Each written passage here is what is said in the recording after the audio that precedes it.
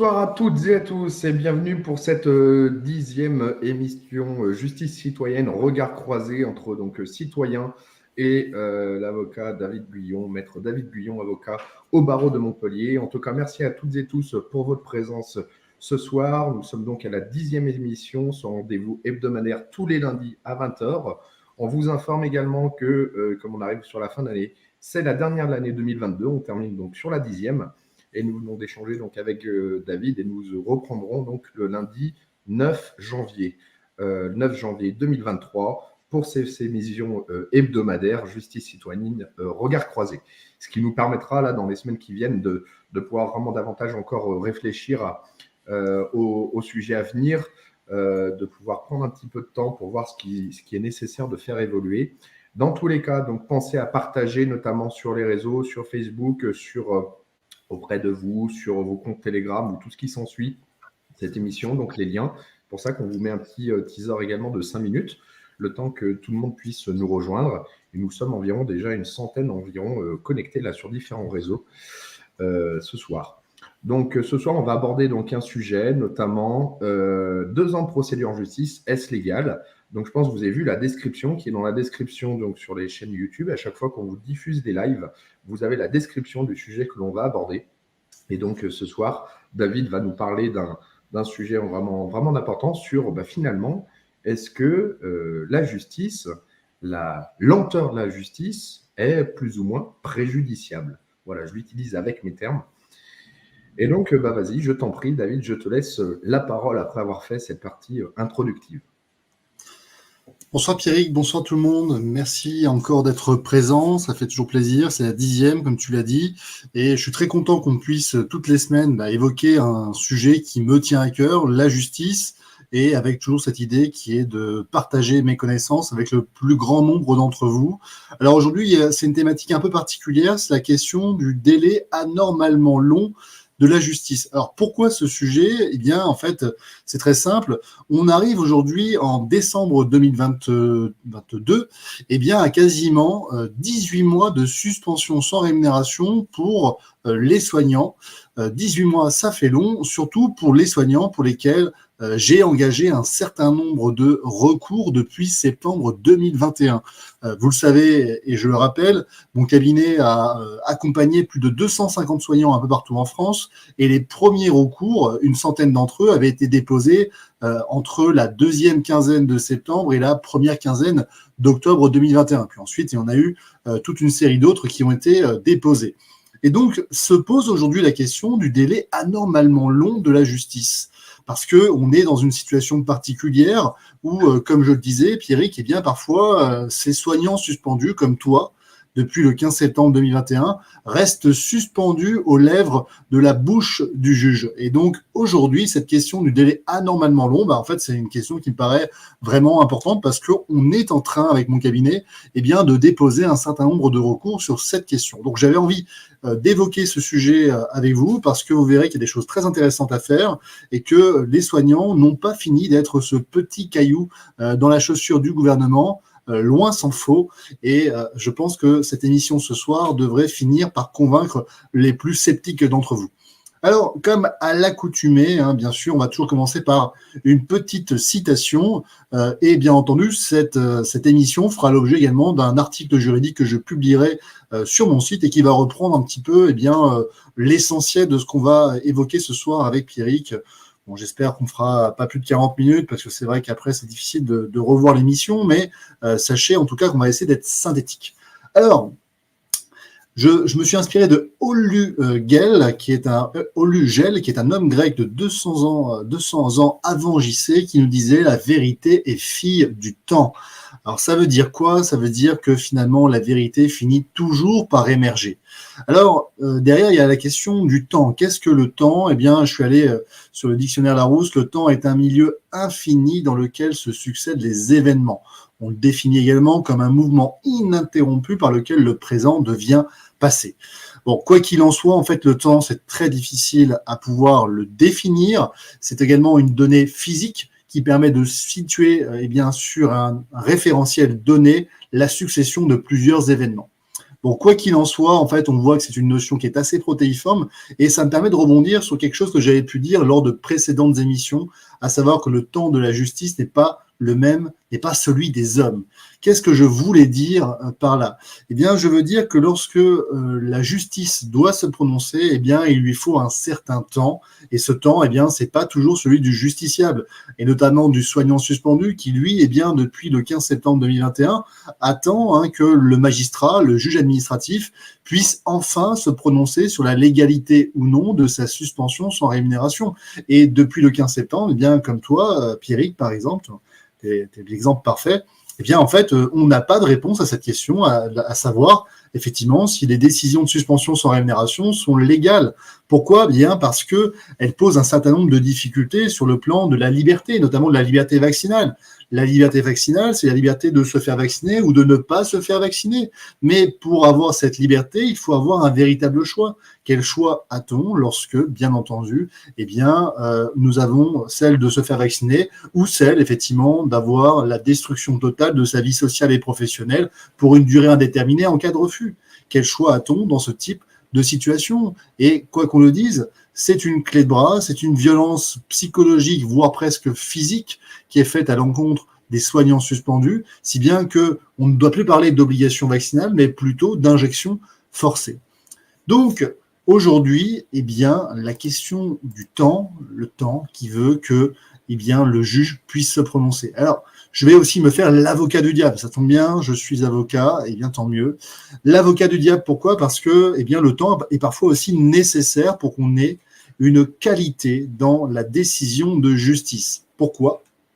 Eh bien, parce que les citoyens attendent beaucoup de la justice. Même si une grande partie de ceux qui nous regardent ce soir sont peut-être désespérés par le comportement des magistrats, tant judiciaires qu'administratifs, par effectivement le comportement du Conseil constitutionnel et du Conseil d'État qui ont quasiment validé l'ensemble des mesures destructives de liberté depuis mars 2020, eh bien, aujourd'hui, il n'y a jamais eu autant de recours en justice parce qu'il y a toujours l'espoir qu'à un moment donné ou un autre, eh bien, la justice l'emporte. Et rappelons-le, la légalité, ce n'est pas toujours la justice, les deux ne sont pas toujours conformes. Il est possible d'avoir des lois qui sont illégales. Alors je mets des guillemets parce que c'est plus complexe que ça. Une loi n'est pas illégale, elle est soit inconventionnelle, soit inconstitutionnelle. Elle est conforme, bien entendu, et elle est présumée comme étant conforme avant qu'un juge n'ait décidé de constater son illégalité. Donc, tout ça pour dire que la justice, pour qu'elle puisse être de qualité, eh bien, il faut qu'elle se rende dans un temps qui est nécessairement plus long que celui du justiciable. Il y a également derrière cette idée de temps, eh bien, l'idée d'une qualité qui serait possible et nécessaire en raison de l'absence de précipitation, de l'absence de préjugés, d'une réflexion avec éventuellement une contradiction, parce que lorsque l'on fait nos recours, eh bien, nous proposons un argumentaire qui va être contredit par celui du gouvernement ou d'un établissement de santé si nous sommes en train de contester une décision de suspension sans rémunération, et il est possible qu'il y ait plusieurs jeux de conclusions qui soient rendus, c'est-à-dire qu'on va apporter un contre-argumentaire à chacun des arguments avancés par les établissements de santé. Et donc, à partir de ce moment-là, cette contradiction va permettre de nourrir la réflexion du juge. Et ça, cette réflexion, elle ne peut s'inscrire que dans le temps, et dans le temps plus ou moins long. Également, ce sont les débats qui vont avoir lieu, les débats qui vont permettre justement de nourrir un petit peu eh bien, la réflexion du magistrat. Il doit, ce magistrat, éviter finalement les préjugés, ce qui n'est pas toujours évident, vous l'aurez compris, surtout lorsque on a le sentiment que toute personne qui conteste la vaccination contre la Covid-19 est présumée être, donc là vous oubliez la présomption d'innocence, est présumée être effectivement un anti-vax et un complotiste, les deux qualités étant souvent indissociables l'une de l'autre, et par conséquent, eh bien, ce magistrat doit éviter les préjugés et doit éviter, bien entendu, toute précipitation et toute décision rendue dans un cadre d'émotion. Il faut se défaire de l'émotion. Donc, finalement, ce temps long, eh bien, c'est aussi ce qui permet la qualité de la justice. J'espère que, avec ces explications, en tout cas, j'aurai permis d'expliquer pourquoi, eh bien, à ce jour, les magistrats ne rendent pas des décisions aussi rapides qu'on le souhaiterait. Quoi qu'il en soit, ces magistrats sont quand même soumis à ce qu'on appelle le respect d'un délai raisonnable. Alors, on va arriver sur notre sujet, et sur la possibilité que l'État soit coupable ou non de la lenteur de la justice. Alors, le délai raisonnable, c'est une expression qui est consacrée par l'article 6 de la Convention européenne des droits de l'homme. Alors, Pierrick, je vais te mettre ce qu'est cet article 6. C'est très intéressant qu'on puisse le voir ensemble. Est-ce qu'à ce stade, on a des questions ou des remarques que tu veux me faire passer avant que j'aille un peu plus loin?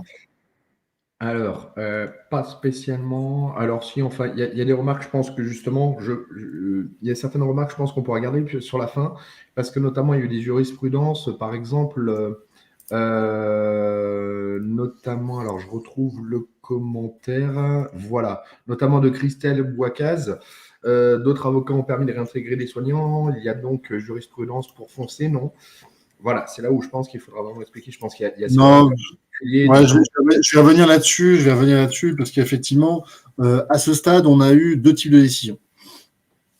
Il y a eu les décisions de référé, qui sont des ordonnances. Ce pas des jugements, ce sont des magistrats qui jugent seuls et qui vont prendre des mesures provisoires. Et en fait, aujourd'hui, les deux points de droit qui ont été, on va dire, balisés, ce sont les soignants suspendus pendant un arrêt maladie. Donc, le 2 mars 2022, le Conseil d'État a tranché pas de suspension pendant un arrêt maladie. Donc, si vous êtes un soignant suspendu pendant un arrêt maladie et que vous ne percevez plus aucune rémunération, en fait, c'est contraire à la position du Conseil d'État. C'est bien que cette décision soit arrivée le 2 mars 2022 parce que entre septembre 2021 et mars 2022, eh bien, les juridictions rendaient des décisions qui étaient contradictoires. Ça veut dire quoi? Ça veut dire que d'un tribunal à un autre, vous n'aviez pas toujours les mêmes décisions. Surtout, et nous, par exemple, ce fut le cas à Montpellier, en l'espace de quelques semaines, les magistrats chargés de juger ce type de contentieux ont changé d'avis. Donc, ça veut dire en septembre jusqu'à quasiment la première dizaine de jours d'octobre 2021, suspension des décisions intervenues pendant les arrêts maladie, puis ensuite plus suspension. Pourquoi? Qu'est-ce? Très bien. C'est comme ça. Quoi qu'il en soit, ce qu'on peut dire, c'est que ce point-là a aujourd'hui été tranché. Et les jugements que j'ai obtenus sur ces questions-là sont les jugements concernant les soignants suspendus pendant des arrêts maladie. Donc, ce sont les seuls jugements que j'ai obtenus. La deuxième chose, ce sont la question des agents administratifs et techniques travaillant dans des lieux de santé. Vous savez que pendant un temps, il y a eu un débat pour savoir si les agents administratifs et techniques qui travaillaient dans des lieux distincts des lieux dans lesquels on exerce les activités de santé étaient soumis ou non à vaccination obligatoire. Pareil, le 2 mars 2022, le Conseil d'État a rendu sa décision. Oui, ils sont soumis à partir du moment où leur employeur est soumis et concerné par l'obligation vaccinale. Ça, c'est le Conseil d'État qui a tranché. Donc, plus de débat non plus sur ce point-là. Et ce sont des décisions qui ont été rendues par les tribunaux. Donc, une fois que le Conseil d'État a tranché ces questions sur la question des référés, les premiers jugements que nous avons eus en juin 2022 concernaient justement ces deux points-là. Et parce qu'il n'y avait plus de débat. En revanche, à ce jour, moi, en tout cas en ce qui me concerne, et ça concerne quand même une vingtaine de tribunaux un peu partout en France, je n'ai pas de jugement concernant les soignants suspendus qui n'étaient ni en arrêt maladie, ni des agents administratifs ou techniques travaillant dans des lieux distincts des lieux de santé. Donc, je n'ai pas plus d'informations. Donc, aujourd'hui, eh bien, le débat n'est pas du tout tranché. Et en décembre 2022, je n'ai pas de date d'audience pour mes 200 soignants qui sont encore dans l'attente d'une décision. Donc, sauf si des personnes qui nous regardent aujourd'hui ce soir ont des premières décisions qui ont été rendues. Mais nous, à ce jour, en tout cas, et mes confrères qui travaillent sur ce sujet-là également, n'avons pas de décision sur ce sujet. Attention, je ne parle que pour les tribunaux administratifs. Je ne parle pas des conseils de prud'homme ou des référés qui auraient pu être introduits devant les conseils de prud'homme. C'est le juge judiciaire. Là, ici, je ne suis pas compétent, je ne traite pas ce type de dossier. D'accord ? Est-ce que ces précisions répondent un petit peu aux interrogations de ceux qui nous regardent ? Écoute, je pense, dans tous les cas, je pense que ça a permis d'éclaircir pas mal de choses parce qu'on a vu des avocats, on a dit, regardez, il y a un tel qui a gagné, qui a gagné, donc c'est toujours une bonne chose, mais il n'empêche que malheureusement, comme tu viens de l'expliquer, c'est pas toujours, c'est pas spécialement signe qu'on va arriver à faire la même chose, on va dire, pour tout le monde. Alors, on va gagner à la fin. Je reste persuadé que nous finirons par gagner. Je n'ai pas de doute là-dessus. Par contre, à ce jour-là, en décembre 2022, la position est plus contrastée. C'est-à-dire qu'on n'a que des ordonnances de référé qui ont été rendues principalement. portant sur les 2 points que je viens d'évoquer. Et concernant les conseils de prud'homme, on a des décisions un peu disparates. Et on attend un petit peu les prochaines décisions sur le fond qui seront rendues. Mais le conseil des prud'hommes, on en parlera un petit peu à la fin de l'émission, c'est quasiment 2 ans, 2 ans et demi de jugement. Donc c'est très, très, très, très long. Et c'est justement, ça tombe bien parce qu'aujourd'hui, on parle du délai anormalement long de la justice. Donc, vous voyez, il y a peut-être quelque chose à faire.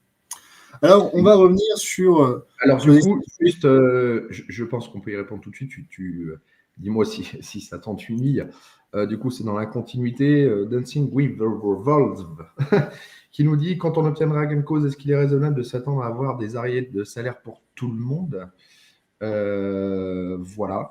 Alors, ça fera l'objet d'une prochaine émission, Pierrick. Oui. La question de la responsabilité de l'État du fait d'une loi devenue illégale. C'est-à-dire que si demain, je vais parler plutôt dans un temps plus réel, on va dire dans 1 an et demi, quand nous aurons saisi la Cour européenne des droits de l'homme, et que cette Cour européenne des droits de l'homme nous aura donné gain de cause.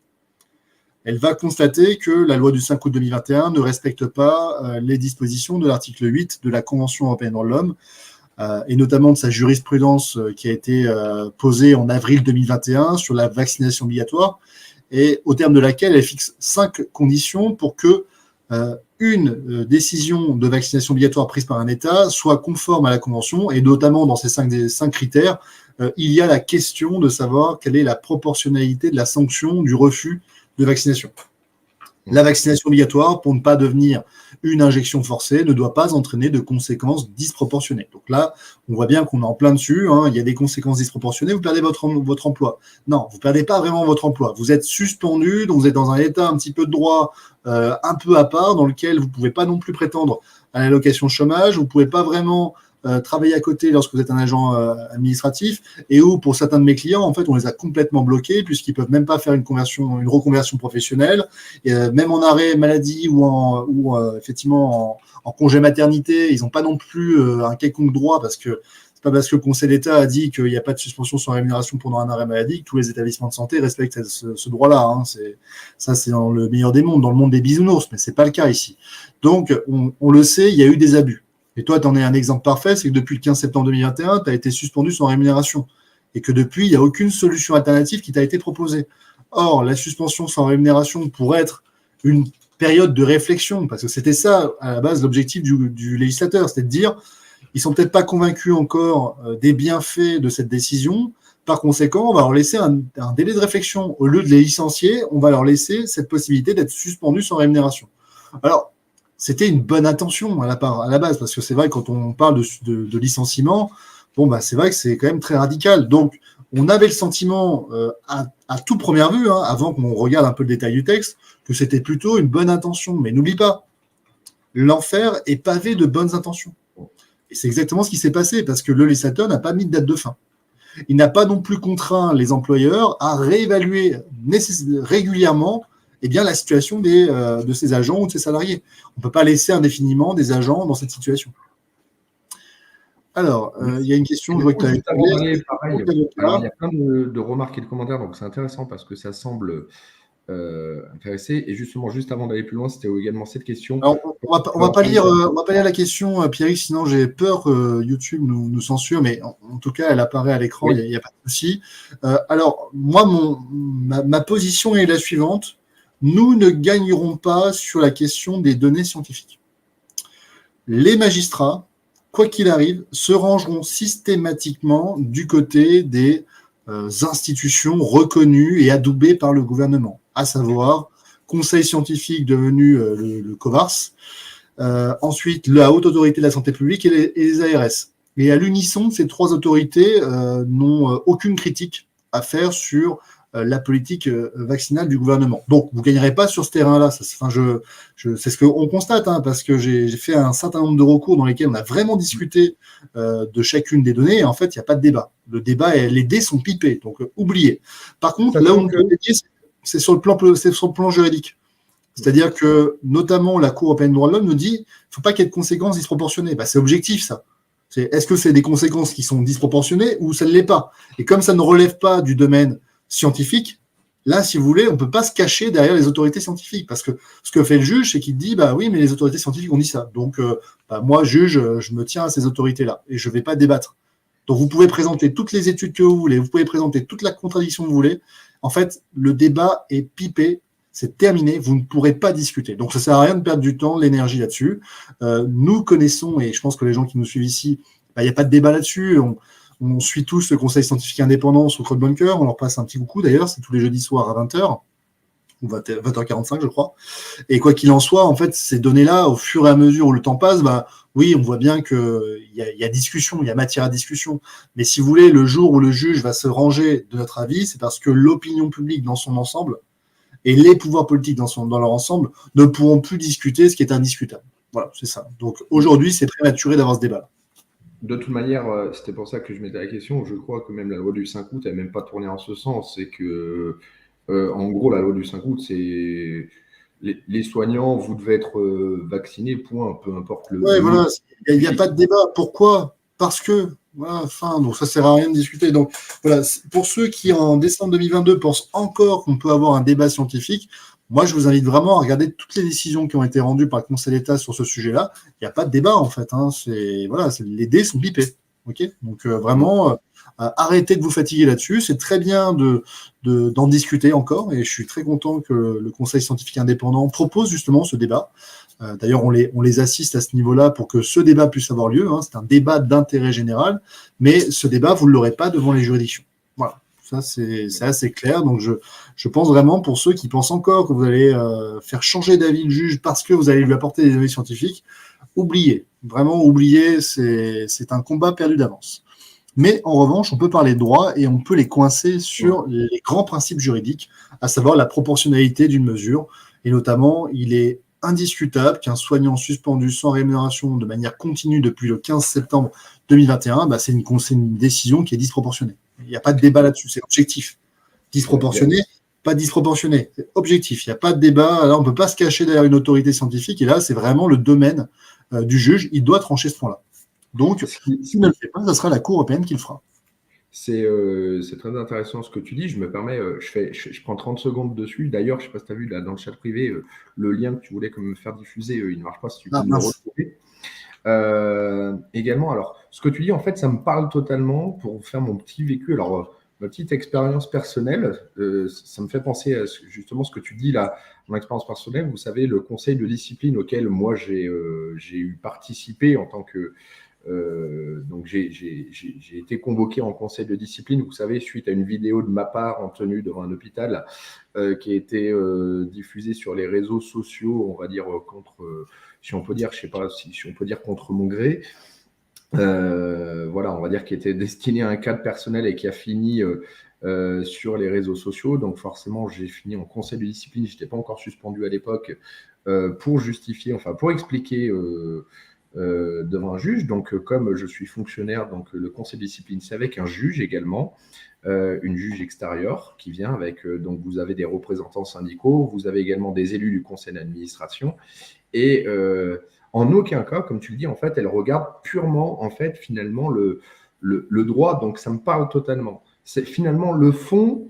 Que j'ai raison ou non, peu importe, c'était pas du tout son problème. On pouvait il n'y avait aucune question sur le sujet, c'était vraiment en termes de droit, monsieur Thévenon, vous êtes pompier, vous avez un devoir de réserve, il y a ça qui a été fait, ça va à l'encontre, que ce soit bien, pas bien, peu importe, c'est même pas son souci. Donc ça me parle totalement, et c'est malheureux à dire, mais le fait d'avoir suivi ce conseil de discipline, enfin d'avoir été poursuivi en conseil de discipline avec une sanction à l'issue, ça permet de bien voir comment ça se passe devant la juridiction et comment vraiment perçoit un juge, quel qu'il soit, les éléments. Peu importe qu'on puisse étayer avec des éléments, c'est est-ce qu'il y a eu une atteinte ou non à certaines choses. Voilà.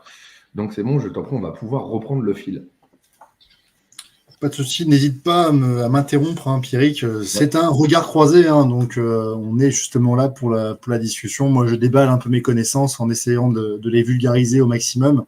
Mais bien entendu, tes remarques sont plus que pertinentes et bienvenues. Ça me permet comme ça de récupérer et puis de voir si tout le monde arrive à suivre le déroulé. Je vous mets donc le lien là que je vais vous afficher l'écran, je vous le mets dans les commentaires.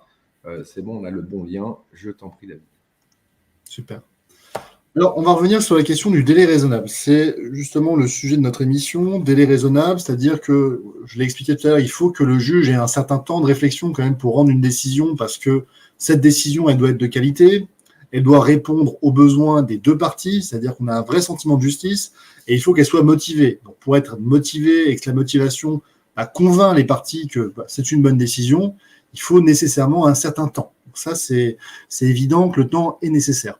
En revanche, ce temps doit rester raisonnable. Et donc, on va parler d'un délai raisonnable. Et ce délai raisonnable, eh bien, c'est l'article 6 de la Convention européenne des droits de l'homme qui va l'évoquer et en fixer les grands critères. Donc, c'est vers la fin que tu vas trouver la question du délai raisonnable. Remonte un peu, tu as tu avais un petit sommaire qui pouvait te renvoyer directement à la bonne page sur la question du délai. Non, descends, vers la fin. Descends. Là, voilà, quasiment. Principe, tu as complexité de l'affaire. Donc, remonte un tout petit peu. C'est un tout petit peu, j'ai vu délai, principe, appréciation du délai raisonnable. Donc, c'est ici que vous pourrez trouver toutes les informations. Ce que je vais vous dire, en fait, va être résumé dans cette fiche synthétique faite par la Cour européenne des droits de l'homme, qui est extrêmement bien faite et qui va vous expliquer un peu ce que je vais vous dire, mais moi, je vais vous le synthétiser. Donc, pas la peine d'aller tout lire dans le détail. Vous aurez une synthèse. Alors, cette question du délai raisonnable, c'est la question du principe de ce qu'on appelle d'un procès équitable. C'est-à-dire que pour que les citoyens aient suffisamment confiance dans leur système de justice, il faut que la justice reste efficace et crédible. Et pour être efficace et crédible, nécessairement, vous devez avoir une décision de justice qui soit rendue dans un délai dit raisonnable. C'est une obligation de la part des États qui doivent prendre toutes les mesures pour faire en sorte que leur système de justice permette aux citoyens et aux justiciables dans leur ensemble, en fait, de bénéficier d'une décision de justice. Donc, on le comprend dans cette question de délai raisonnable, on cherche à condamner les dénis de justice. Le déni de justice, c'est-à-dire le juge ne juge pas, ne veut pas juger. Ça peut arriver. Plus souvent qu'on ne le pense. Mais également, les retards excessifs de la justice pour obtenir une décision. Et donc, on a des décisions, par exemple, qui disent que lorsque votre procédure dure 7 ans devant une juridiction alors que l'affaire n'est pas particulièrement complexe, c'est un délai anormal. Bon, là, c'est vraiment un cas d'école, mais vous verrez que ça arrive bien plus souvent qu'on ne le pense. Donc, si je vous parle de délai raisonnable, je dois forcément vous parler de point de départ, à partir de quand on apprécie le caractère raisonnable d'une procédure. Donc, le principe, c'est la saisine de la juridiction. Vous saisissez le juge et il y a, à partir de ce moment-là, effectivement, un point de départ pour le délai raisonnable. Pour les soignants suspendus, c'est très simple. Décision du 15 septembre 2021, on a saisi les juridictions dans le délai de 2 mois. Ça comptait de la saisine qu'on doit apprécier le caractère raisonnable. Mais on a des situations où c'est un peu plus complexe que cela et où, effectivement, il est possible qu'il y ait eu une procédure administrative non contentieuse. Je vous explique. Vous avez votre employeur qui veut prendre une décision à votre rencontre. Il vous demande de présenter vos éventuelles observations. Vous présentez vos observations, etc. Il y a un délai qui a lieu, ça peut durer 1 mois, 2 mois. Il prend sa décision, il vous suspend, et puis vous décidez quand même de faire un recours gracieux, ça veut dire que vous demandez à cette même autorité de revenir sur sa décision. Et si vous n'êtes pas content, vous pouvez aussi éventuellement faire un recours hiérarchique, vous adresser directement au ministère de la Santé et des Solidarités pour obtenir le retrait de cette décision. Passé 2 mois à compter de votre demande, vous êtes de nouveau titulaire d'une nouvelle décision que vous pouvez contester. Donc là, le point de départ de la procédure, c'est pas forcément la saisine, ça peut être cette phase amiable qui peut durer 4-5 mois à peu près. Donc, c'est rien d'anormal là-dessus et c'est intéressant de savoir à partir de quand on doit apprécier ce caractère raisonnable.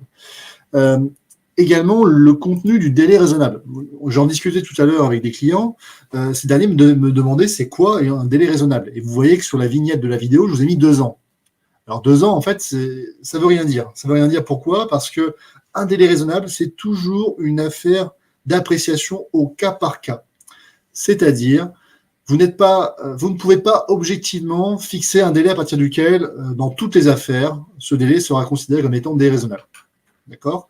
Donc, si je vous dis 2 ans, peut-être que dans certaines situations, ça sera considéré comme déraisonnable. On verra la situation tout à l'heure des soignants suspendus. Mais peut-être que dans d'autres situations, ce n'est pas forcément un délai déraisonnable. Donc, vous devez faire une appréciation au cas par cas à chaque fois. Ce qui peut être un délai déraisonnable pour une personne ne sera pas, pour une autre personne, un délai déraisonnable.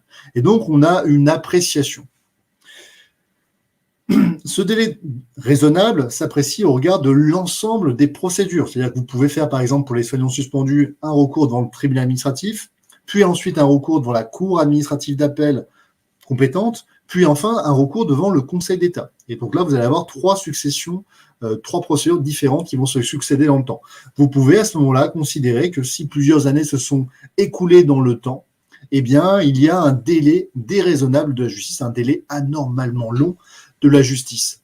Donc, le caractère raisonnable, ça peut être une procédure appréciée en elle-même ou un ensemble de procédures. Donc, voilà ce qui comprend le délai raisonnable. Pour apprécier ce délai raisonnable, comme je vous ai expliqué, on ne peut pas vous donner un chiffre de manière absolue parce que c'est toujours une question d'appréciation au cas par cas. Eh bien, quels sont les critères que l'on prend en compte pour cette appréciation au cas par cas?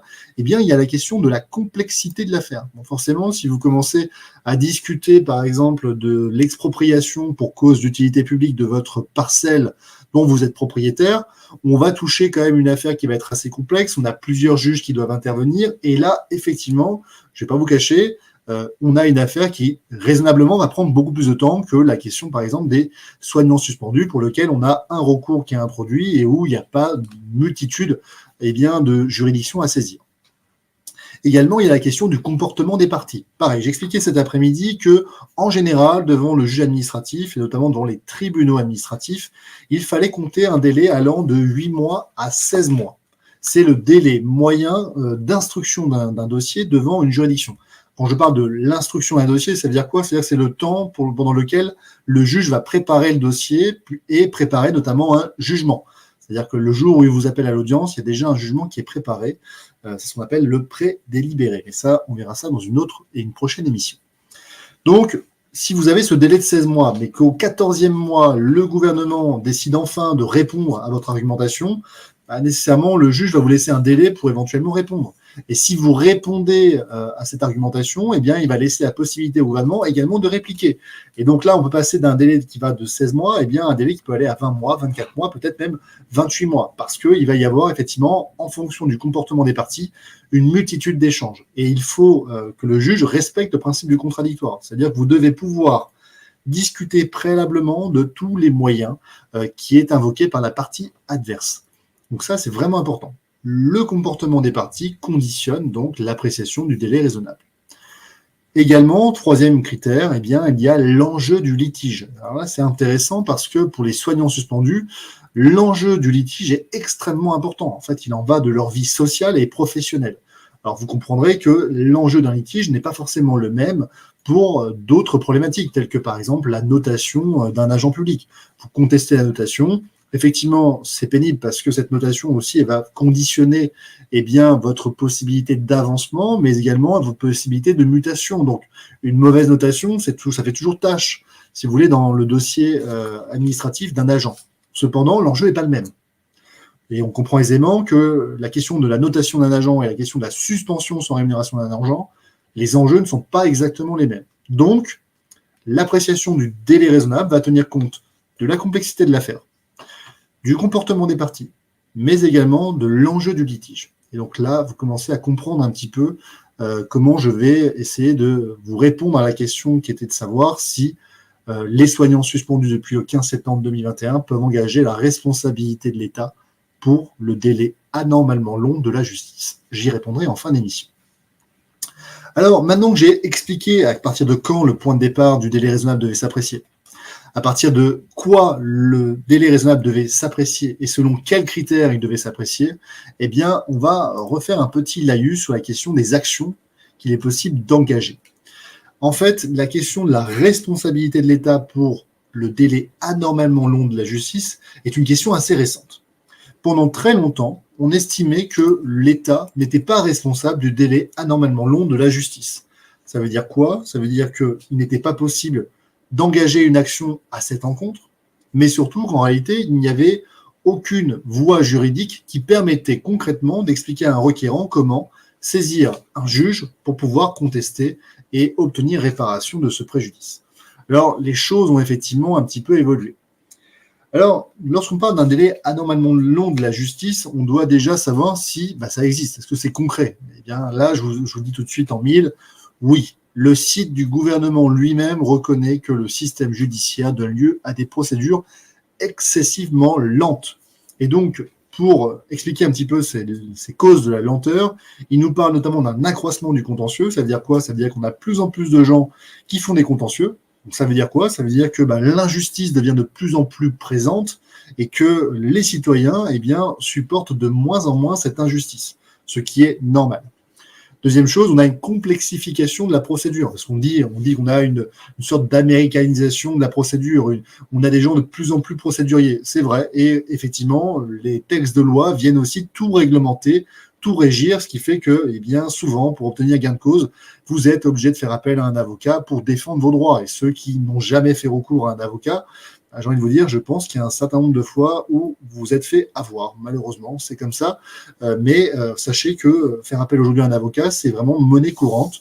Et je pense que ce ne sont pas les soignants suspendus sans rémunération qui me contrediront, parce que je sais qu'un certain nombre d'entre eux ont saisi pour la première fois la justice en raison de ces décisions.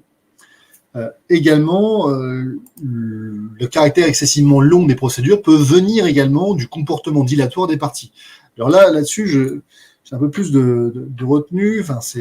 Disons qu'il faut comprendre une chose, c'est que parfois, l'action en justice n'est pas le seul intérêt. C'est-à-dire que l'avocat, c'est comme un jeu d'échecs. Il peut y avoir un intérêt à faire une procédure, quand bien même on sait que cette procédure, effectivement, est vouée à l'échec ou n'a pas forcément un grand intérêt. Pourquoi? Parce qu'il s'agit d'un moyen de pression porté à l'encontre de la partie adverse, mais qui va venir nous permettre de pouvoir nous asseoir à la table des négociations et négocier avec cette partie. Donc parfois, perdre une action en justice ou faire en sorte qu'elle dure, ça peut aussi faire partie de la stratégie que l'avocat va arrêter avec son client.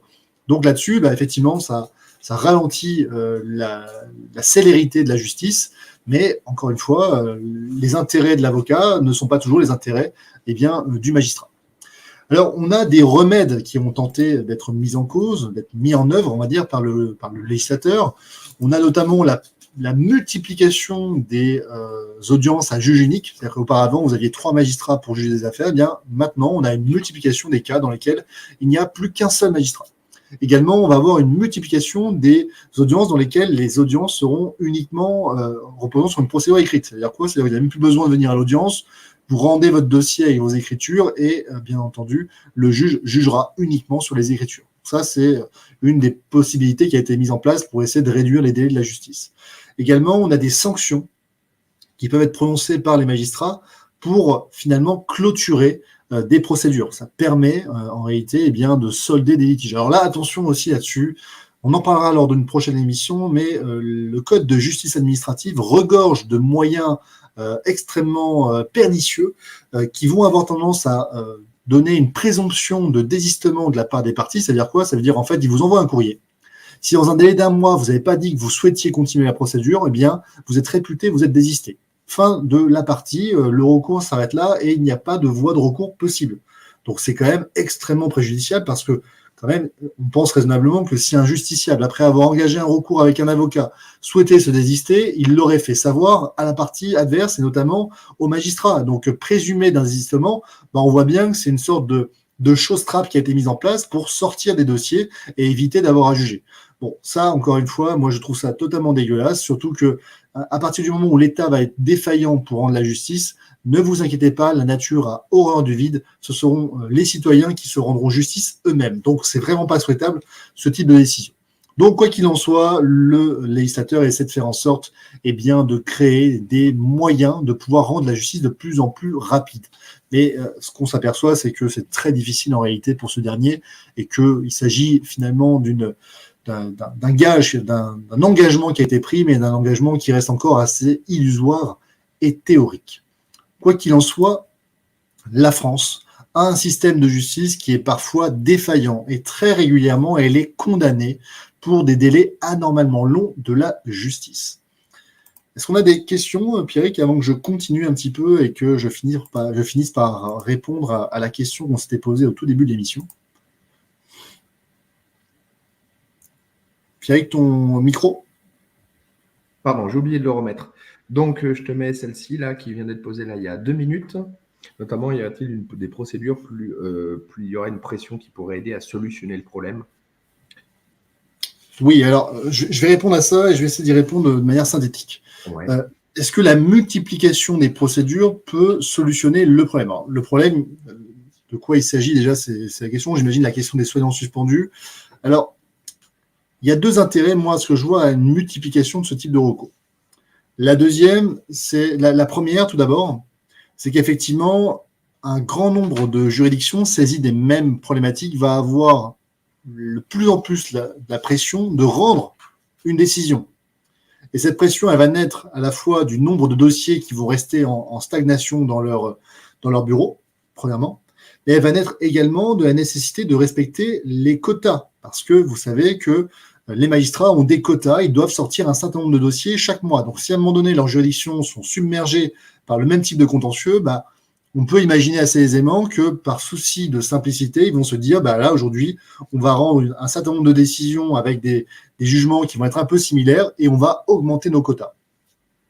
La deuxième chose, c'est que la multiplication de ce type de décision va permettre d'avoir une multiplication des jugements et ces jugements vont pouvoir faire naître la jurisprudence. C'est-à-dire que bah, aujourd'hui, au lieu de dire à un soignant suspendu sans rémunération, faites un recours, on pourra lui dire bah, soit c'est inutile, soit effectivement, il faudra qu'on ajuste un petit peu notre argumentation par rapport à la position de la jurisprudence, soit éventuellement on proposera une autre procédure en disant bah là ça sert à rien d'aller là-dessus, moi je vous conseille plutôt de partir directement là-dessus. Voilà. Donc en fait oui, ça va faire avancer le schmilblick, comme disait Coluche, ça va faire avancer les choses parce qu'il est évident que par la multiplication des procédures, eh bien on va nourrir la jurisprudence et surtout on va contraindre les magistrats à nous donner une solution parce que plus il y a de recours, plus cela est aussi symptomatique d'un problème de société, d'une difficulté qu'il convient de solutionner. En tout cas, merci pour cette réponse. Attends, j'étais dessus, moi, comme les commentaires là apparaissent. Je réagis également à une petite remarque qui est dans la continuité, mais j'ai réagi tout de suite. Notamment 92% des Christophe qui nous disait à 20h38 des gens vaccinés n'ont pas fait leur 4e dose. Alors en France, nous sommes tous des non-vax. Alors, d'une manière globale, et ça d'ailleurs, certains journalistes ont joué sur les mots là-dessus, vous avez vu que Santé publique France, ça me permet de rebondir sur deux choses, si tu me permets justement, David. Alors, Santé publique France, donc, a fait une communication sur les soignants qui n'avaient. Alors, si on veut être précis dans les termes, je pense que c'est là-dessus, nous toutes et tous, si on veut être de plus en plus crédibles, il faut qu'on soit vraiment précis. 92% des soignants, non, c'est pas qu'ils n'ont pas fait leur 4e, c'est 92% environ des soignants n'ont pas fait la 4e, on va dire, enfin, une dose avec un rappel Omicron. C'est totalement différent. Il faut savoir que le rappel est ouvert depuis plusieurs mois et conseillé, donc le 2e rappel pour les soignants depuis plusieurs mois. Par contre, le rappel Omicron, là, adapté, qui est disponible juste seulement depuis quelques semaines, lui est ouvert, on va dire, aux soignants depuis que quelques semaines. Hein. Donc, c'est vraiment très récent. Donc, il ne faut pas confondre. Je pense qu'il faut bien que, même si on est bien d'accord, une très grosse majorité n'a pas fait son rappel. Donc, les journalistes se sont empressés d'aller justement dire grossièrement c'est faux quand on dit 92%. Ils n'ont pas tout à fait tort, même si une très grosse majorité des soignants n'ont pas fait soit de 2e rappel avec les doses traditionnelles, soit n'ont pas fait de rappel avec celui qui est adapté au micro. Voilà, donc pour bien distinguer les choses. Et deuxième chose, je ne sais pas si tu avais suivi, il faut bien se rappeler une chose, c'est que le ministre de la Santé, M. Brown, a saisi la HAS quand il y a eu le débat, notamment à l'Assemblée nationale. Pour rappel, je regarde régulièrement les avis de la HAS, ils ne se sont toujours pas exprimés. Je crois qu'ils attendent pour janvier un avis donc, qui a été demandé depuis plusieurs semaines sur justement la vaccination des soignants. Et même de manière plus élargie sur faut-il éventuellement imposer cette 4e dose, faut-il potentiellement même imposer d'autres donc ça a été un petit peu flou ce qu'il a évoqué, mais dans tous les cas, je pense que c'est très loin d'être fini et que c'est peut-être justement ce qui permettra, et c'est pour ça que je dis ça maintenant, parce que peut-être que David voudra rebondir là-dessus d'un point de vue juridique, ce qui a peut-être aidé à faire justement d'autres recours, c'est que juste la HAS de mémoire a été saisie pour donner un avis sur cette fameuse 4e dose pour les soignants et éventuellement même sur la vaccination de manière plus large pour les soignants. Voilà, ça c'est passé un petit peu au travers. Certains l'ont relayé, mais on attend des éléments pour notamment janvier, voir ce qu'ils vont dire sur le sujet, voir s'ils vont rendre un avis ou non. Voilà pour ma part. Je pense qu'on peut continuer. Je redescendrai dans les questions pendant que je parlais, j'ai pas lu. Bon, juste pour rebondir par rapport à ce que tu as dit, Oui. donc je te confirme que j'ai vu passer cette information ce week-end. L'Académie de médecine, dans un avis du 13 décembre 2022, je viens de te mettre le lien, a bien indiqué qu'elle s'opposait à la réintégration des soignants non vaccinés. Donc, voilà, ça donne un petit aperçu de ce qui les attend. C'est-à-dire que là, je pense que la solution ne viendra pas du législateur. Il faudra qu'une solution soit trouvée. C'est à mon avis la justice qui devra rendre cette solution. Moi, je ne vois que, puisqu'aujourd'hui, politiquement, on est complètement à l'arrêt. On voit que même avec une faible majorité et une opposition qui semblait être plutôt d'accord sur la question de la réintégration des soignants non vaccinés, eh bien, on n'a jamais réussi véritablement à faire voter un tel texte et l'obligation vaccinale n'a pas été remise en cause au courant de l'été 2022. Donc, pour moi, je pense que ce sera vraiment le juge qui donnera le dernier mot sur cette question-là. Sachant que d'une manière globale, je pense qu'on a entendu, sans faire de politique, dans les oppositions au sein de l'Assemblée nationale, il y en a qui sont contre en fait la suspension, il y en a qui ne sont pas spécialement, potentiellement contre l'obligation vaccinale. C'est sans viser de groupe politique, c'est pas l'objectif. Il y en a qui sont contre. Non, on peut le citer, la LFI, bon, pour moi, c'est une opposition un peu molle. Ça veut dire que bon, ils sont pas pour la suspension sans rémunération, mais ils sont pas contre l'obligation vaccinale. Et en même temps, pour trouver un entre-deux, en fait, ils proposent des solutions qui sont parfois pires que la suspension sans rémunération, notamment un test PCR tous les jours. Je sais pas si tu imagines un peu le truc, enfin, tu l'imagines très bien, mais bon, je pense pas que ce soit une solution pérenne. Enfin, il faut qu'ils prennent position, c'est soit pour, soit contre, mais là, je pense qu'il n'y a pas d'entre-deux possible. C'est tout. C'est soit on considère effectivement que cette mesure s'impose et on l'impose, et on propose des solutions alternatives, parce que c'est pas toute suspension sans rémunération. Pour moi, c'est reporter le problème. Soit on considère que c'est une mauvaise solution qui est proposée par le gouvernement, et dans ce cas-là, on en tire les conséquences. Voilà, c'est tout. Il n'y a pas d'entre-deux, malheureusement, je pense. Voilà. Alors, on va reprendre un petit peu sur ce que je disais. Donc, aujourd'hui, pendant longtemps, donc je disais que l'État ne pouvait pas être condamné pour un délai anormalement long de la justice. Aujourd'hui, c'est plus le cas. Aujourd'hui, il y a la possibilité de voir condamner l'État pour un délai anormalement long de la justice. Ça, c'est la première chose. Il existe donc des voies de recours internes qui ont été reconnues par le législateur. Notamment, on sait que pour engager une action en justice permettant de reconnaître la responsabilité de l'État pour le service défectueux de la justice administrative, c'est le cas donc des agents publics qui ont saisi les tribunaux administratifs, on a un recours directement dans le Conseil d'État. Donc c'est l'article R311-1 du Code de justice administrative qui prévoit ça. Vous le retrouverez bien entendu dans mon article juridique.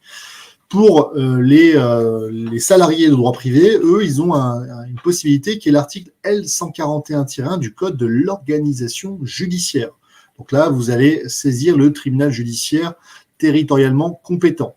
Donc dans les deux cas, on voit que le législateur a reconnu une possibilité pour saisir la justice. Donc vous avez un juge qui est compétent pour ça. C'est ça qui est important de comprendre. La deuxième chose, c'est qu'il s'agit d'un régime de responsabilité pour faute simple. Ça veut dire quoi ? En fait, il suffit de rapporter la preuve qu'il y a une durée excessive de votre procédure, et donc, à partir de ce moment-là, le préjudice résultant de cette faute sera indemnisé par l'État. Donc ça, c'est très intéressant parce que si on avait eu un régime de responsabilité sans faute, c'est-à-dire qu'il n'y a pas besoin de caractériser une faute, il y a une procédure qui est excessive, les conditions de l'indemnisation auraient été beaucoup plus complexes. Donc là, ici, on rapporte la preuve de la durée excessive de la procédure et on démontre le préjudice qui en est résulté. Il y a deux types de préjudices dont vous pouvez obtenir la réparation. Il y a le préjudice financier causé par le caractère anormalement long de la justice. Pendant toute la durée de la suspension, sans rémunération, le juge ne s'est pas prononcé et, bien entendu, vous avez subi les conséquences de cette mesure qui n'a jamais été suspendue. À partir de ce moment-là, vous êtes en droit d'obtenir la réparation d'un préjudice financier qui est distinct de la réparation qui sera accordée par l'annulation d'une telle décision. Ça veut dire quoi? Ça veut dire que vous ne demandez pas à ce qu'on vous verse les traitements, si vous les traitements donc, auxquels vous aurez droit, si c'est déjà l'hôpital qui va vous les verser. Mais ça veut dire que si l'absence de versement de traitement a conduit à ce que vous vous endettiez, et parce que cet endettement est résulté de la durée excessivement longue de la justice, eh bien, vous êtes en droit d'obtenir la réparation de ce préjudice-là. Attention, c'est intéressant. La deuxième chose, c'est que vous pouvez obtenir la réparation du préjudice moral. Bah oui, parce que pendant cette situation-là, vous, votre situation psychologique, elle s'est dégradée. Vous avez été en dépression, vous n'avez pas pu évoluer professionnellement, votre vie a été mise en stand-by, vous avez dû vendre votre maison, vous avez divorcé, etc., etc. Ben là, tout ça, c'est un préjudice moral. Et si ça résulte, eh bien, de la procédure excessivement longue de la justice, eh bien, vous êtes en droit d'en obtenir l'indemnisation. Donc là, pareil, on a de la jurisprudence sur cette question-là. On considère par principe que la durée excessive d'une procédure cause par principe un préjudice moral. Donc vous avez au moins droit à ça. Maintenant, la question, c'est combien? Voilà, ça, c'est un débat. Donc ça, c'est avec votre avocat que vous devez voir ça. On va donc enfin arriver au cœur de notre sujet, quid des soignants suspendus? Et donc là, je repose ma question pour ceux qui nous rejoignent. N'oubliez pas de partager, bien entendu, l'émission et de poser toutes vos questions en commentaire parce qu'on va encore répondre à ces questions. Un soignant suspendu sans rémunération depuis le 15 septembre 2021 peut-il engager la responsabilité de l'État pour un délai anormalement long de la justice? En d'autres termes, vous êtes un soignant suspendu depuis le 15 septembre 2021, vous avez engagé votre recours par la suite, et vous êtes en décembre 2022, il n'y a toujours pas de décision qui vous a été rendue. Ben là, on va regarder un petit peu les critères de ce qu'on avait dit tout à l'heure. Est-ce que la procédure est complexe? Pas vraiment. Vous avez fait un recours devant le tribunal administratif, vous avez saisi le juge, voilà, fin de l'histoire.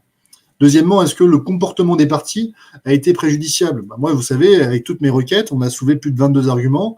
Un an et demi plus tard, j'avoue que je ne vois pas ce que je peux rajouter de plus. Si ce n'est éventuellement un peu les évolutions jurisprudentielles concernant les soignants en arrêt maladie, mais hormis ça, finalement, les arguments que j'avais invoqués à l'époque, pour moi, ils sont toujours applicables. Donc, j'ai quasiment jamais fait de mémoire complémentaire, et tout ce qui a été raconté par nos adversaires dans nos procédures, c'était déjà ce qu'on avait un petit peu anticipé. Donc, rien de nouveau sous le soleil par rapport à ça. Donc là, le comportement des parties ne justifie pas un délai anormalement long.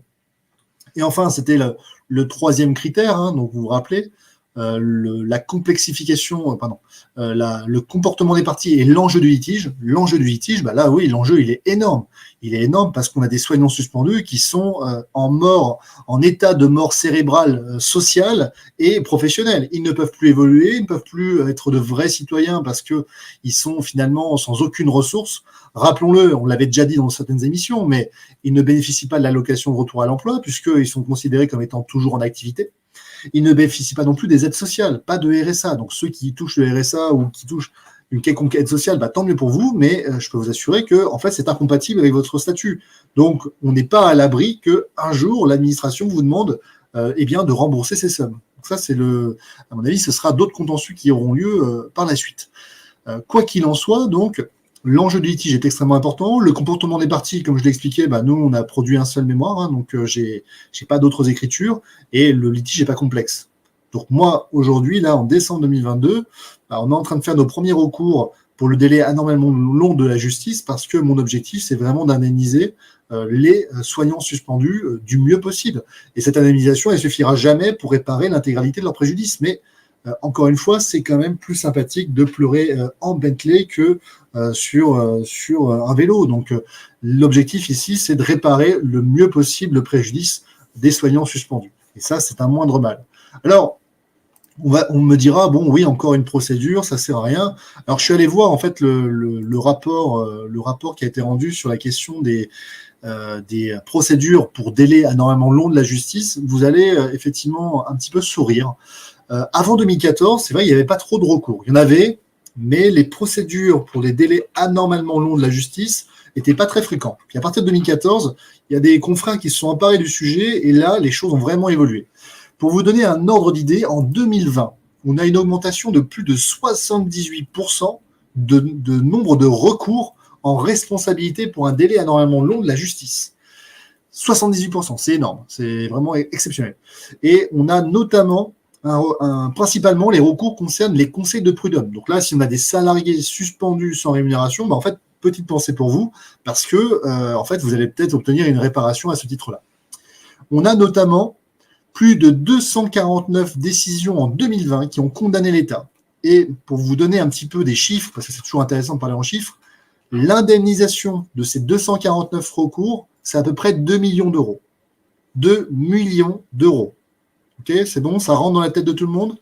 Mais c'est pas grand-chose par rapport à ce qui s'était passé en 2019. Parce qu'en 2020, n'oubliez pas, il s'est passé un truc qui s'appelait Covid-19. Mais en 2019, on a eu 352 condamnations. Et là, c'était pas moins de 5,29 millions d'euros d'indemnisation. Voilà, ça donne un petit ordre d'idée. En fait, à partir du moment où vous démontrez qu'il y a une durée excessive de la procédure, vous avez quasiment systématiquement une indemnisation. Voilà, c'est à peu près ça qui se passe. Et bien entendu, cette indemnisation, elle ne sera pas exactement la même si, par exemple, vous avez été enfermé, détenu à tort dans une prison, que si vous êtes effectivement, par exemple, une victime de plusieurs années de procédure pour une notation sur votre dossier administratif. Ce n'est pas la même réparation. Mais quoi qu'il en soit, vous avez quand même une réparation. Et donc là, on voit que d'une part, il y a quand même un grand nombre de décisions qui sont rendues chaque année. Et deuxièmement, que quand même le montant des indemnisations n'est quand même pas négligeable. 5,29 millions d'euros en 2019, 352 procédures qui ont mené lieu à une condamnation. Et je l'ai dit, en tout et pour tout, c'est à peu près 908 recours qui sont faits par an. Pas beaucoup, 908 recours par an. Et ça, 908 recours, c'était déjà 78% d'augmentation. Donc ça veut dire quoi? Ça veut dire que les gens, en fait, ne connaissent pas ce recours, premièrement. Et deuxièmement, lorsqu'ils mettent en œuvre, en réalité, ils ont très souvent gain de cause. Voilà, ça veut dire ça. Alors attention, hein, là, je parle, attention, c'est pas automatique, d'accord? Donc c'est pas parce que vous faites un recours que vous êtes indemnisé. Okay, c'est pas automatique. C'est toujours une appréciation in concreto, hein, bien entendu, et ça dépend toujours de la situation dans laquelle vous vous trouvez. Là, on a parlé des soignants suspendus, mais en fait, c'est toute personne qui est dans une action en justice qui s'éternise peut engager ce recours. Le double avantage de ce type de recours, premièrement, c'est que vous allez avoir une indemnisation au titre de ce recours spécifiquement. Deuxièmement, c'est que vous allez faire avancer votre recours. Ah oui, parce que si le Conseil d'État dit au juge, effectivement au gouvernement, là dans votre dossier, ça a été extrêmement long et on reconnaît votre responsabilité, on envoie un message au magistrat en charge du recours qui doit juger et qui n'a pas encore jugé pour lui dire on a déjà condamné l'État, maintenant tu accélères un peu. Donc voilà, c'est le double effet qui se coule. On obtient une indemnisation, mais aussi on fait avancer son dossier. Voilà. En fait, la pire chose, c'est de rien faire. Voilà, c'est d'attendre passivement et de constater finalement le caractère défectueux du service public de la justice. Donc, en moralité, ne vous laissez pas faire. Les soignants suspendus sont le petit grain de sable dans la chaussure du gouvernement. Et en fait, là, ici, c'est une nouvelle voie de droit pour essayer un peu de les faire chier parce que il faut qu'ils vous indemnisent. La fatalité n'est pas de ce monde en France. On indemnise tout le monde, tout le temps, en tout lieu, en toutes circonstances. Il n'y a pas de raison que les soignants suspendus ne soient pas indemnisés. Voilà ce que j'avais à dire, Pierrick, sur ce sujet. J'espère que j'ai remonté un peu le moral des soignants suspendus pour cette fin d'année. Moi, véritablement, je pense qu'il y a un truc à jouer. Voilà. Après, maintenant, chacun voit midi à sa porte. Contactez vos avocats, discutez-en avec eux. Mais moi, pour avoir bossé sur le sujet, c'est clair que je vais le proposer à tous mes clients. Voilà, c'est sûr. D'accord. Alors, d'une manière, je vais te poser, moi, par exemple, la question. Tu sais, par exemple, si je prends mon cas personnel, j'ai fait un recours auprès de la Cour européenne des droits de l'homme. On a fait ensemble une requête auprès du Conseil d'État cet été. Est-ce que je peux, moi, te saisir également pour un délai anormalement long, même si on a fait cette requête cet été, ou éventuellement sur le motif également que j'ai saisi la Cour européenne des droits de l'homme? Bref, d'une manière globale, est-ce que moi, par exemple, dans mon exemple, est-ce que je peux te saisir, toi, ou absolument il faut que je travaille avec les avocats avec qui j'avais déjà fait des recours précédents? Alors, tu peux choisir l'avocat de ton choix. Il y a le libre choix de l'avocat. Ça, c'est intéressant de le rappeler. On en parlera peut-être lors d'une prochaine émission, mais même quand une assurance vous impose un avocat, non, vous avez le libre choix de votre avocat. Donc ça, c'est important. Quand vous êtes avec un avocat dans un dossier, vous pouvez changer d'avocat. Ça m'est déjà arrivé qu'on change d'avocat. On me débarque pour X ou Y raison. Plus de feeling, plus de confiance, plus de proximité. Enfin voilà, il y a une multitude de raisons. Il ne faut pas le prendre à titre personnel. C'est normal. Donc, toi, dans ton cas, on va le rappeler pour ceux qui nous regardent aujourd'hui. Et encore une fois, je le rappelle, pensez à partager cette vidéo et à commenter. Ça nous aide à être plus visible. La dernière vidéo que j'ai faite avec François, on a fait plus de 66 000 vues. Merci à tous. Je ne sais pas si cette vidéo fera autant de vues, mais quoi qu'il en soit, j'y donne autant d'énergie et de connaissances que j'essaye. Quoi qu'il en soit, on revient sur ta situation pour ceux qui nous découvrent. Toi, tu es un pompier, un sapeur-pompier volontaire, bien ça, volontaire, professionnel? Professionnel, j'ai les deux statuts, Les deux, professionnel et volontaire en plus. Je suis volontaire et sûr. professionnel, qui est suspendu sans rémunération depuis le 15 septembre 2021. Et tu as la particularité que tu as saisi directement la Cour européenne des droits de l'homme et tu n'as jamais contesté directement la décision de suspension devant le tribunal administratif. C'est bien ça? On est d'accord? Exactement. Pour rappel, tu as fait ce choix avec l'aide de tes avocats parce que tu estimais que les dés étant pipés, il n'était pas nécessaire d'aller saisir directement les juridictions nationales parce qu'on connaissait d'avance leur position et que pour essayer de gagner du temps et en efficacité, tu as décidé d'aller saisir directement la Cour européenne des droits de l'homme. On est d'accord là-dessus? C'est ça.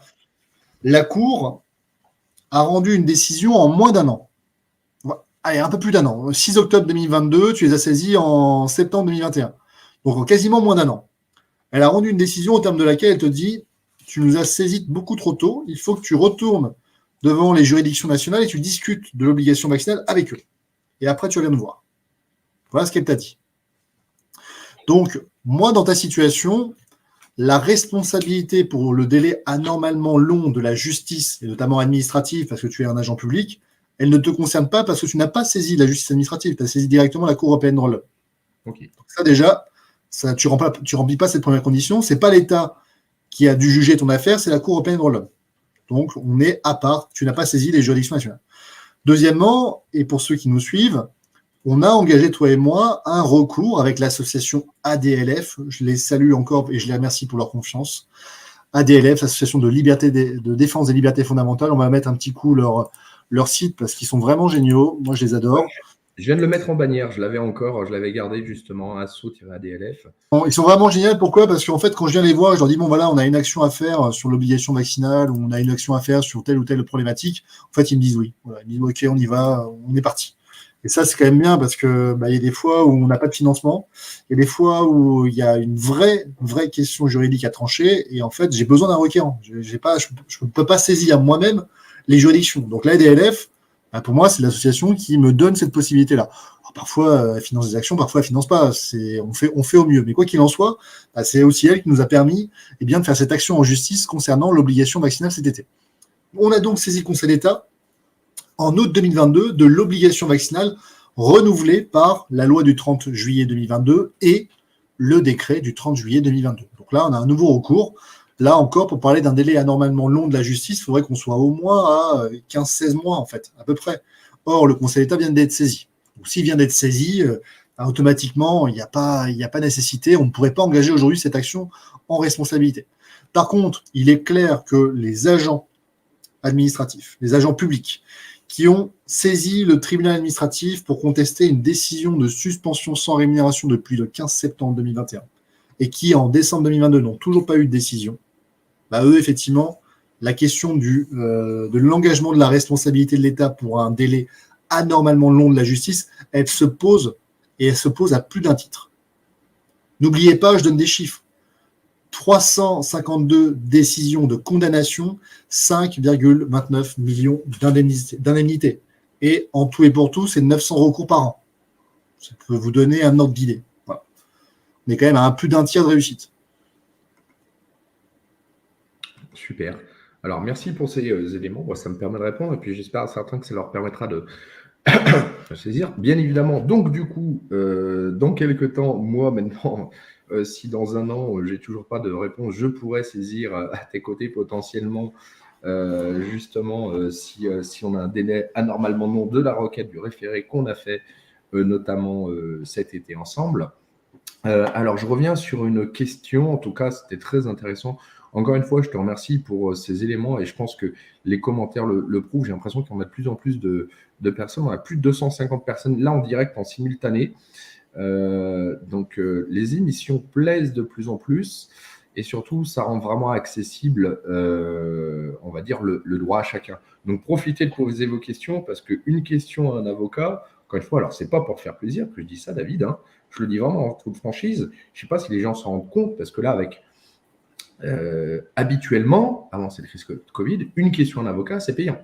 juste une réponse à un mail, c'est payant actuellement. Donc, pour donner un ordre d'idée, nous, on est à 150 € hors taxe de l'heure. Et on n'est pas dans les plus chers. Donc, ça veut dire que quand vous appelez un avocat, il y a le chrono qui tourne et en fait, à la fin, il y a une facture. Voilà. C'est exactement ça. Et donc, du coup, là, pouvoir poser en direct. Et en fait, chose importante, Pierrick, je t'interromps, on ne paye pas les 15 minutes ou les 20 minutes avec l'avocat. On paye les 8 ans d'études et les 5 années d'expérience. C'est ça qu'on paye. C'est ce qui fait qu'il est capable de trouver une réponse en 5 minutes. Oui, totalement. Alors, et encore une fois, je crois que je l'avais dit dans une précédente émission, mais il y a un petit moment, du coup, alors malheureusement, de par mon expérience pendant cette crise, et notamment avec mon conseil de discipline, je reviens au conseil de discipline, pour avoir eu affaire à un cabinet d'avocats, notamment parisien, pour ma défense, pour le conseil de discipline, quand j'ai reçu la facture, malgré qu'il m'avait fait, on va dire, j'ose le dire, un tarif préférentiel, et je les en remercie pour ça, parce qu'ils ont voulu quand même un petit peu m'aider, mais encore une fois, ils ne peuvent pas bosser gratuitement. Vous avez une facture, vous avez un détail, ce que je dis à certains, j'ai le détail, je savais exactement le détail, tel jour, telle réponse à un mail, échange de 1/4 d'heure au téléphone, et ceci, et ça rentre dans les frais. Donc c'est tout ça, c'est la raison pour laquelle je tiens vraiment à cette émission qu'on fait une fois par semaine et que j'espère qu'on va pouvoir la maintenir, parce que c'est vraiment très intéressant, et surtout, merci encore une fois de nous rendre le droit là accessible facilement. Alors, petit commentaire. Les soignants suspendus ne veulent pas une indemnisation, mais une garantie qu'on ne leur demandera pas une nouvelle injection de produit expérimental. Alors, il y a certains, je pense, qui voudront être indemnisés. D'ailleurs, alors ça, en fait, le problème, c'est que là, la garantie qu'on demande, elle ne repose pas sur les juridictions, elle ne repose pas sur le juge. Là, c'est une garantie qui est politique. Or, cette garantie politique, vous ne l'aurez jamais. Cette garantie, vous ne l'aurez jamais. En tout cas, pas avec ce gouvernement. Donc là, on sort de la sphère du droit, en fait. L'indemnisation, c'est le moindre mal. Ça veut dire, j'ai plus d'emploi, on m'indemnise. C'est toujours ça. Parce que sinon, la situation, c'est plus d'emploi, indemnisation, ou plus d'emploi et plus d'emploi. Donc, c'est ça, en fait, la solution. Mais les soignants suspendus, à ce jour, pour moi, il est évident, vous ne serez pas réintégrés sous ce quinquennat. Voilà, soyez-en sûrs. Donc, il faut trouver d'autres solutions. Oui.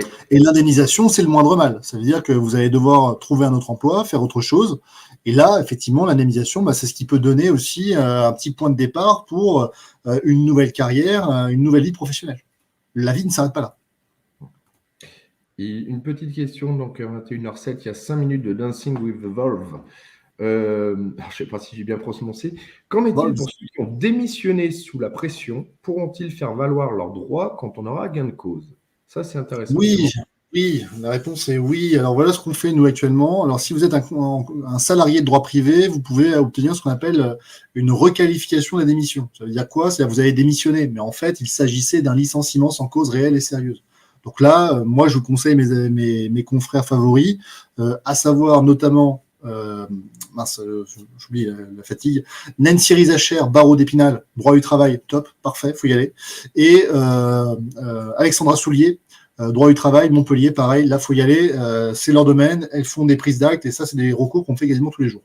Pour les soignants, les agents publics qui ont démissionné, on propose, nous, des actions en responsabilité. Ça veut dire quoi? Ça veut dire, en fait, on demande l'indemnisation du préjudice résultant de la démission, sachant que la démission est en réalité un licenciement qui est imputable à la part de l'administration. Ça veut dire qu'en fait, c'est une radiation des cadres sans cause réelle et sérieuse, et par conséquent, en fait, cette radiation, elle est fautive, et elle entraîne une indemnisation, parce qu'en réalité, cette démission, elle fait suite, en réalité, à un harcèlement moral. Voilà ce qu'il faut dire. Donc nous, on a plein d'actions sur ce sujet-là parce que, effectivement, il faudra tôt ou tard que les établissements de santé qui ont procédé à des suspensions sans rémunération et en fait à un véritable harcèlement moral institutionnalisé, eh bien, répondent de leurs obligations. Donc c'est pour ça que moi, lorsque je sollicite des ruptures conventionnelles, je leur dis, mais ça vous permet aussi de sortir d'une situation assez inconfortable avec un risque potentiel de condamnation.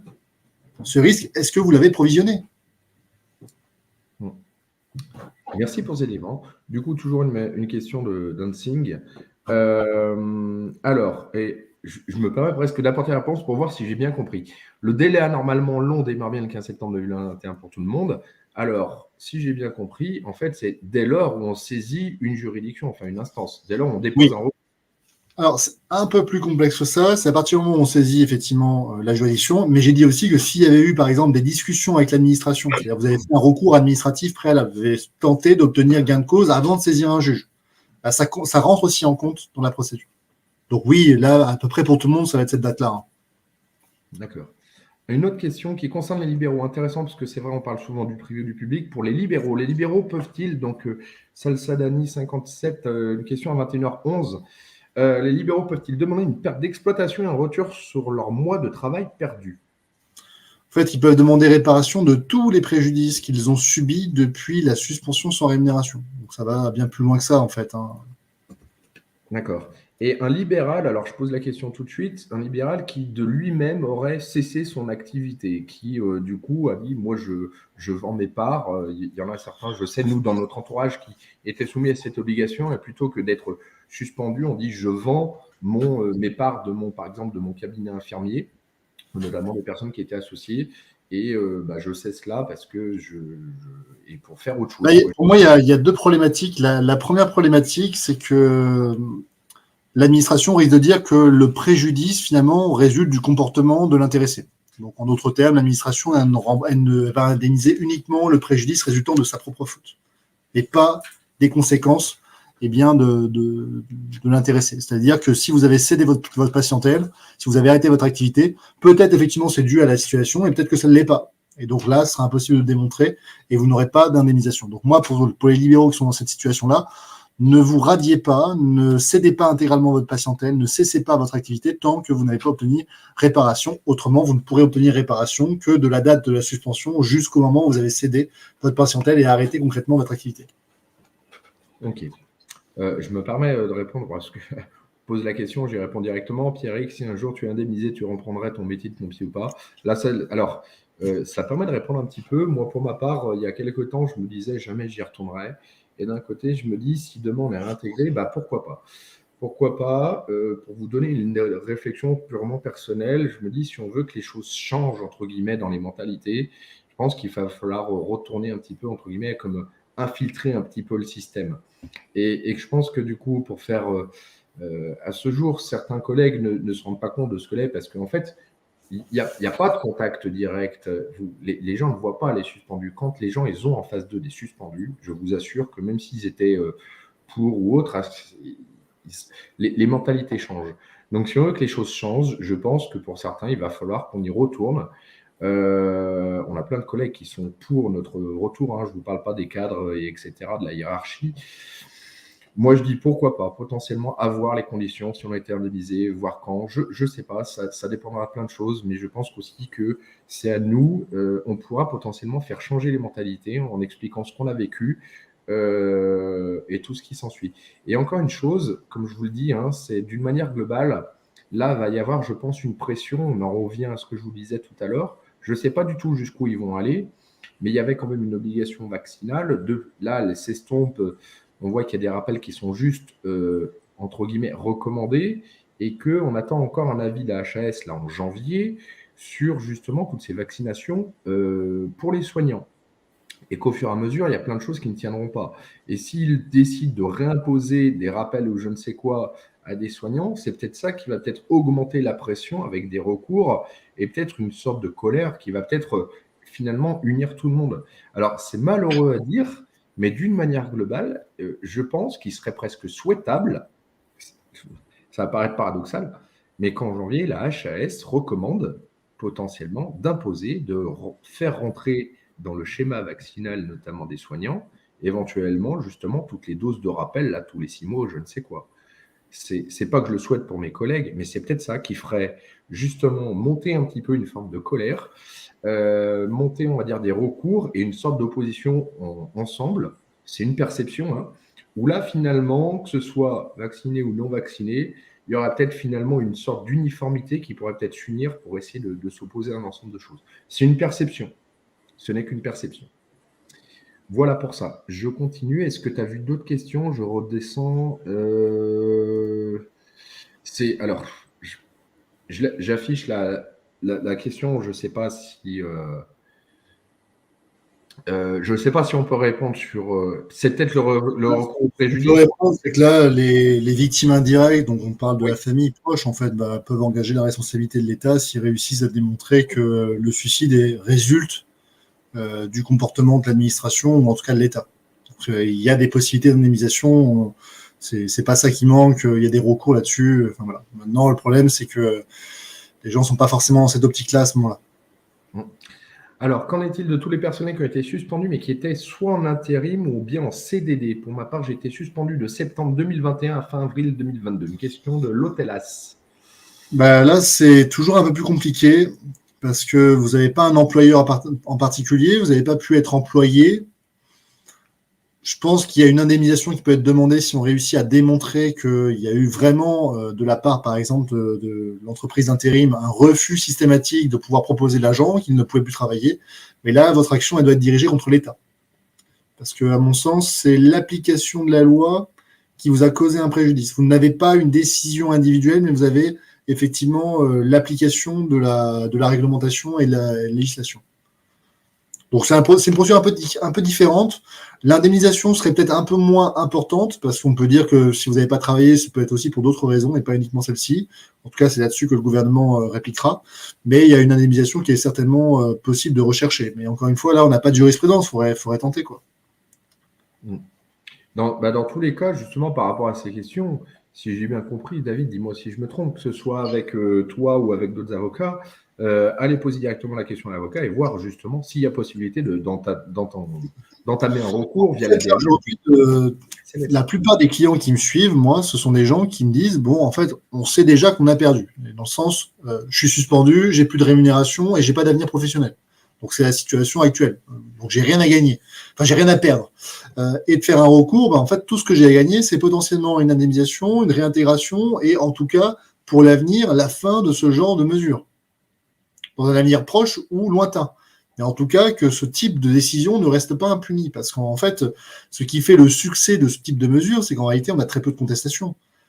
Même si on a, par exemple, 250 recours, c'est bien, mais c'est rien par rapport au nombre réel de personnes qui ont souffert de ces mesures.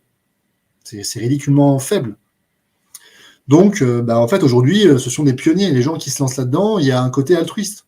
Je fais ce recours pour moi, pour tous les autres, parce qu'en fait, ma situation, elle est vécue par d'autres personnes qui n'ont pas forcément eu la possibilité intellectuelle, financière, sociale de pouvoir engager un tel recours. Ça se comprend. Qu'en est-il? Je pense qu'on va bientôt pouvoir. On a débordé là volontairement. Je me dis, c'est la dernière, donc allez, lâchons-nous. Qu'en est-il de ceux qui sont partis plutôt en retraite? Même constat, possibilité d'une demande d'indemnisation parce que peut-être qu'il vous manque certains trimestres, peut-être que vous auriez pu prolonger. Mais encore une fois, il faut démontrer que donc, dans votre situation particulière, vous avez bien des moyens de preuve permettant d'établir que cette retraite a été causée par cette décision. C'est ça en fait. Ça va plus être une question de preuve qu'une question d'indemnisation de principe. Voilà, je pense qu'on a écumé à peu près toutes les questions, toutes les remarques. On en est à 1h20, de 1h15 à peu près la d'émission. Est-ce que je pense qu'on peut conclure là-dessus, Il y David? avait juste une dernière que j'ai vu passer, l'Hôtelas pour Nat. Combien de temps pour le recours CEDH? Maintenant que le Conseil d'État a reçu le recours le 15 décembre. Alors attention, le 15 décembre, il y a eu l'audience. Le recours n'a pas encore, enfin l'arrêt n'a pas encore été rendu. Il y a à peu près 14 jours entre l'audience et l'arrêt qui sera rendu. Donc pour le moment, je n'ai pas la décision. Mais j'avais indiqué que le rapporteur public, qui était le magistrat chargé de préconiser un avis, était suivi dans 90% des cas. Et nous, le rapporteur public, avait conclu à un rejet de toutes les requêtes. Donc il y a de fortes chances, dans 90% des cas, que le Conseil d'État suive la position du rapporteur public. Mais quoi qu'il en soit, pour le moment, je n'ai pas l'arrêt. Donc, on attend. Une fois que j'aurai l'arrêt, donc fin décembre, très certainement, eh bien, nous aurons 4 mois pour saisir la Cour européenne des droits de l'homme. Et la Cour européenne des droits de l'homme devrait avoir à peu près une année et demie pour nous rendre une décision. C'est le temps qu'elle a mis, je crois, pour toi, Pierrick. Donc, ça va aller vite. Et puis voilà, la dernière question, mais je pense qu'en fait, on n'a pas la réponse. Non, là, ça relève de la sphère politique. Moi, je ne suis qu'un humble avocat. Malheureusement, ces choses-là me dépassent. Moi, je peux vous parler de droit pendant des heures, mais c'est vrai que politique, c'est pas mon domaine. Et on termine là-dessus, sur celle-ci. Et après, on va pouvoir clôturer, mais je crois que tu as déjà répondu quelle durée décision. J'ai répondu, mais je vais redire. Donc, vous avez un recours devant le Conseil d'État pour tout ce qui est procédure administrative. C'est l'article R. Attends, je remonte. R311-1 du Code de justice administrative. Donc ça, c'est pour les agents administratifs qui ont fait des recours devant les tribunaux administratifs. S'il s'agit de salariés qui ont engagé des recours devant les conseils de prud'homme, et Dieu sait, j'ai indiqué que la plupart des condamnations pour délai anormalement long, c'était les conseils de prud'homme, c'est l'article L141-1 du Code de l'organisation judiciaire, et là, c'est le tribunal judiciaire du lieu dans lequel se déroule votre affaire qui est territorialement compétent. Eh ben, en tout cas, merci. Dans tous les cas, faites appel à un avocat. Ça, c'est la meilleure chose que je vais vous dire. Vous ne pourrez pas faire les recours tout seul. En tout cas, merci à toutes et à tous. Est-ce que c'est bon pour toi pour qu'on puisse… Oui, un dernier mot. Merci à tous d'avoir été présents pour cette dernière. Merci pour toutes les questions que vous avez posées. C'est vraiment un plaisir de vous répondre. Donc, ne vous excusez pas. J'ai vu passer un commentaire. Ne vous excusez pas de poser des questions. Merci au contraire de les avoir posées. On espère vraiment qu'on a essayé d'y répondre pour la plupart d'entre vous. On revient le 9 janvier 2022. 9 janvier, nouvelle saison. On parlera bien entendu de l'arrêt qui sera rendu par le Conseil d'État, ça sera juste après, et on parlera bien entendu de tous les sujets dont vous avez envie qu'on évoque ensemble. Vous êtes de plus en plus nombreux chaque semaine. Rien que sur ma chaîne, par exemple, on a dépassé les 25 000 abonnés ce week-end, c'est extraordinaire, et on est déjà quasiment plus de 26 400 là ce soir à être abonnés à ma chaîne. Donc vraiment, allez-y, abonnez-vous, partagez. Il est temps en fait qu'on se réapproprie ses droits. Abonnez-vous également à la chaîne de Pierrick Thévenon. Comment elle s'appelle ta chaîne exactement ? Voilà, du collectif Libertad, réinformant collectif Libertad. Alors, on avait, nous, une chaîne qui avait plus de 4000 abonnés. On essaie de remonter. On est maintenant redescendu parce qu'en fait, elle a sauté, donc on en a recréé une. Je vous rappelle, alors ça fait quelques temps qu'on n'a pas refait véritablement de live. On va refaire des lives sur différents également sujets de manière plus généraliste. On va maintenir justement ces émissions. Donc, pensez à vous abonner aux différentes chaînes. Au moins, comme ça, vous avez différents éléments juste pour être tenu au courant. Moi, j'ai sous le capot, si on peut dire ça ainsi, plusieurs projets de live que l'on devait faire déjà depuis quelques semaines qui, alors par manque de temps, je n'ai pas pu les planifier, mais il y a des choses, je pense, qui pourraient plaire à certains. Pour ma part également, vous pouvez me retrouver sur mon compte personnel Twitter, donc Pierrick Thévenon, ou sur mon compte Facebook également, Pierrick Thévenon. Voilà, j'ai un compte de secours, mais le compte principal, il est marqué Pierrick Thévenon. Donc, je serais ravi de vous accepter ou de vous puissiez nous suivre. Et au moins, comme ça, en fait, je relaye également régulièrement là, les émissions que l'on réalise, tout ça. Et l'intérêt, je pense que vous l'avez compris, sur les différentes chaînes, c'est bien de s'abonner pratiquement au maximum, de relayer, de partager, de s'abonner, de liker. C'est comme ça qu'on fait montrer un petit peu davantage d'informations. Donc, également les pages Facebook du collectif Libertad et la page Facebook de David Guyon. Essayez si ça peut être utile. Donc, comme je dis souvent, on est dans une forme de guerre de l'information également. Et ça se fait également sur les réseaux. Sur le terrain, auprès des juridictions, également sur les réseaux sociaux, quoi. Voilà, je pense qu'il faut être de partout, c'est ma perception. C'est la raison pour laquelle moi, à titre individuel, je suis un petit peu partout, à la fois sur le terrain, sur les réseaux, lors d'émissions. On montre également l'intérêt de ces émissions là ce soir. Ça montre que ce n'est pas juste des gens qui ne sont pas contents. Il y a du contenu, il y a de l'argumentation, il y a de la crédibilité. Il y a un ensemble de choses, on va dire, concrètes qui nous permettent de nous mobiliser et d'œuvrer, quoi. Donc, en tout cas, merci encore à toi, David. Donc, on en est à 10 émissions. Comme tu l'as indiqué, on se retrouve le lundi 9 janvier, 20h, pour la 11e et donc la première de l'année 2023. On espère que vous allez quand même, malgré cette période un petit peu morose, quand même pouvoir profiter la défaite de fin d'année avec vos proches, vos amis, vos familles, pour essayer quand même de décompresser un petit peu. Je pense qu'on en a tous besoin, et pour pouvoir, dès janvier 2023, qu'on reparte, on va dire, si on peut dire, sur le front, dans cette guerre de l'information et tout ce qui s'ensuit. En tout cas, merci encore à toi, David. On vous dit à toutes et tous, bonne soirée, passez de bonnes fêtes et à très bientôt. À très bientôt. Au revoir.